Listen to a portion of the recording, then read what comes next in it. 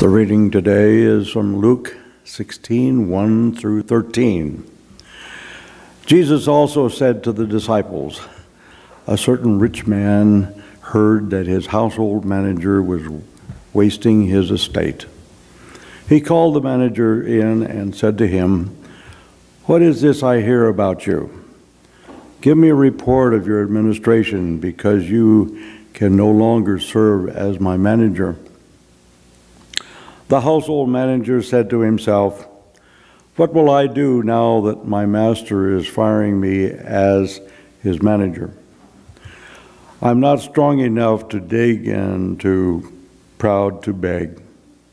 I know what I'll do so that when I am removed from my management position, people will welcome me into their houses.' One by one, the manager sent for each person who owed his master money. He said to the first, 'How much do you owe me, master?' He said, 900 gallons of olive oil. The manager said to him, 'Take your contract, sit down quickly, and write 450 gallons.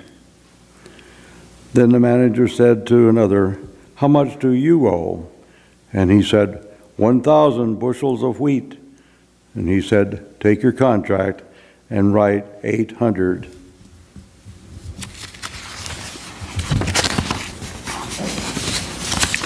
The master commended the dishonest manager because he acted cleverly.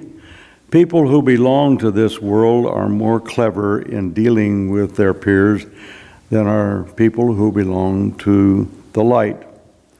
I tell you, use worldly wealth to make friends for yourselves, so that when it's gone, you will be welcomed into the eternal homes. Whoever is faithful with little is also faithful with much, and the one who is dishonest with little is also dishonest with much. If you haven't been faithful with worldly wealth, who will trust you with true riches? If you haven't been faithful with someone else's property, who will give you your own? No household servant can serve two masters. Either you will hate the one and love the other, or you will be loyal to the one and have contempt for the other. You cannot serve God and wealth. The word of the Lord. Thanks be to God.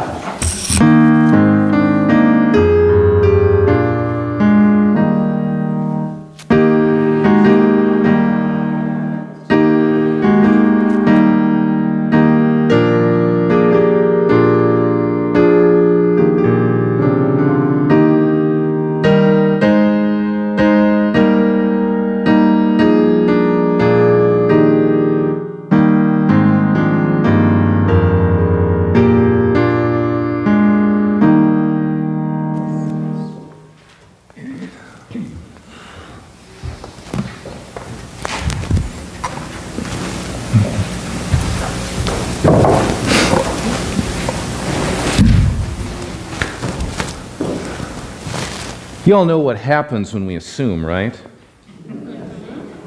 I don't know what you all were thinking. The inevitable failure of communication means that we don't understand one another and we mess things up, right? What did you think I was going to say? So as we head into one of the parables here, I want to leave us with a word of caution about assuming, because it becomes such an easy trap to fall into when we assume what is going on in this story. I really want to take a survey, but I'm not. There's a rhetorical question, don't feel the need to answer. Answer it for yourself. How many of you assume that in this parable Jesus shared that one of the characters is God or Jesus? Don't raise your hands, I'll do that for you. Just think on that. Do any of you assume that maybe God wasn't represented in the parable at all? I'll raise your hand for you there too. Do any of you assume that Jesus was automatically conveying a moral message in the parable? Maybe yes. Do we maybe assume that Jesus wasn't conveying a moral, but was offering a word of condemnation.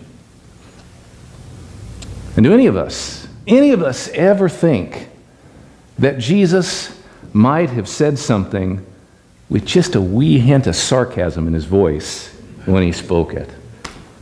I got to admit, I had to go to seminary to open my mind to the possibility that Jesus might have snickered when he said something. And this is one of those parables where I can't help but think Jesus was snickering a little bit. Because this is one of those parables that's not as clean cut as some of the others. We can't just settle into it and automatically assume, well, one character is God or Jesus and one character is who we need to be. And if we learn to do this in our relationship to God and turn it into a nice, clean little metaphor, it will tell us some moral truth that, as you all have heard me say before, Jesus said much more plainly earlier in the same gospel anyway. Does he really need to tell some obtuse roundabout story to say the same thing he's already said? Or is he trying to tell us something a little bit different? I had a professor of New Testament whom I greatly admire, but he also greatly drove me nuts. But one thing he taught me is, don't assume, because we know who it makes a fool out of. It's the preacher. When he assumes that he and everyone in the room already know what the parable has to tell us. Today's parable is a complicated one. It's called in some corners the parable of the unjust or the dishonest steward. And why not?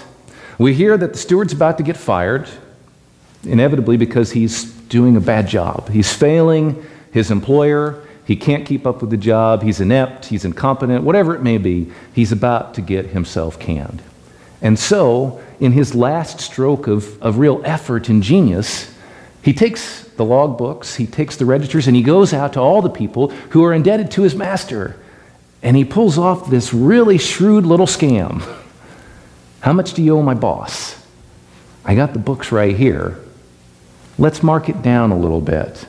I'm going to give you the friends and family discount because when my boss fires me, I'm going to need some friends and family, if you know what I mean. So here, you take a little bit off the books. When I need a couch to crash on, don't forget that I did you a good turn. And then we get to the end of the story. And this steward has gone from other business owner to other business owner to other business owner. And he has written down his boss's debts for each and every one of them. And we find out that the boss figures it out. Now, he was already going to fire him anyway, right? So outcome probably doesn't change that much, except at the end of the story, the end of the parable, Jesus tells us that the guy's boss commends him for his shrewdness and his cleverness. How many of you all are ready to commend someone who just ripped you off? Does that sound like the act of a good business person? And yet, Jesus was telling us this for a reason. So what is he trying to draw from this? See where I warned you about assumptions? A lot of times we like to assume that the highest person in the hierarchy in one of our parables is always going to be God or Jesus. How does that sound to us? If God is commending somebody for being a thief and a liar and deception, I'm not sure that's the moral message I was looking for in this. Preachers, don't assume that the parable tells you what it's telling you on its face. Why would the master commend him for doing something so underhanded? Unless we were to assume that maybe the master was complimenting somebody for being good at the same game. Maybe we look at the master, and if we got a chance to look at those very same books, we might see he was overlending at exorbitant rates. He was cheating the people who owed him his debts. He had a history of not paying when he had money due to others, and a history of collecting more than he should have in the first place. Maybe he was just as dishonest and deceitful as the guy who worked for him. How do they say it now? Game recognizes game. Respect for those who can do what you do. Maybe the master is just as much of a thief as this servant that he's getting ready to fire anyway. And so he commends him and he says, that was a really savvy move. My hat is off to you. I didn't see that coming. Maybe I should have. Of course, now we have to ask the question then, if the steward is a crook, and maybe his boss is a crook too, what about all the other people in the story who owed his boss money? They were willing to write down their debts, to reinscribe the registers, and to change what they owed to this guy, whether he had gouged them or not. Kind of starts to throw a gray shadow over them as well. Maybe they deserved the write down because they knew they were being overcharged, but maybe they didn't. Maybe at the end of the day, what we see in this parable is what Jesus described in the words there, that those who are of this world are much wiser and more clever than those who are of God's world. And that parable is a story of people who are willing to deceive and cheat and rip one another off to get their way, to get ahead, or even just to survive. All right, Jesus, what are you trying to tell us in all of these things? Those who are of this world are more clever than those who are of God. See, as I read that parable again, as I listen to that story again, I can't help but think Jesus isn't trying to get us to identify God in that parable at all. Instead, he's asking us to identify the world around us through telling a story that reveals the amount of deceit and corruption and theft going on every day, right under our noses, right in front of our faces, maybe even in our own business dealings, in our own transactions. Jesus is revealing to them a world that is out of sync with the way that God would order the earth. Jesus is pointing out that when Caesar is in charge of the books, they're not balanced, and they'll never balanced. There will always be those who are being swindled and cheated and robbed and deceived. And you get ahead and survive by, in turn, cheating and swindling and robbing and deceiving someone else. This is the way of the world under Rome. But this isn't the way of the world under God. You see, those who are of God's world aren't that clever. They don't strive to deceive and cheat one another. They strive to live by God's laws and to do things in God's ways. Oh, blank, we put our faith in you.